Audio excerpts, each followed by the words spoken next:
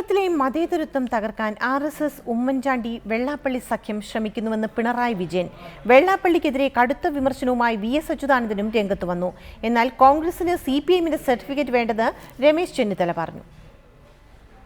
മതേതരത്വം തകർക്കാനുള്ള RSSന്റെ നീക്കങ്ങൾക്ക് ഉമ്മൻചാണ്ടി ഒത്താശ ചെയ്തു കൊടുക്കുകയാണെന്ന് പിണറായി വിജയൻ കുറ്റപ്പെടുത്തി. എന്നാൽ സംഘപരിവാർ അജണ്ട കേരളത്തിൽ വിലപ്പോവില്ല. അപ്പോൾ ഉമ്മൻചാണ്ടി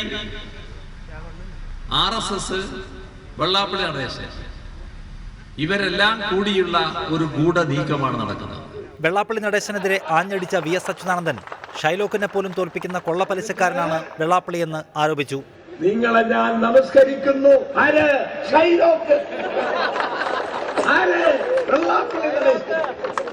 SNDPയെ വർഗീയതയുടെ തൊഴുത്തിൽ കെട്ടാനുള്ള ശ്രമങ്ങൾ പരാജയപ്പെടുത്തണമെന്ന് CPIM പൊളിറ്റ് ബ്യൂറോ അംഗം S. രാമേന്ദ്രൻപിള്ള പറഞ്ഞു. ഉമ്മൻചാണ്ടിക്ക് പിണറായി വിജയന്റെ സർട്ടിഫിക്കറ്റ് വേണ്ടെന്ന് രമേശ് ചെന്നിത്തലയുടെ മറുപടി. മൂന്നാം മുന്നണി ദിവാസ്വപ്നമാണ്.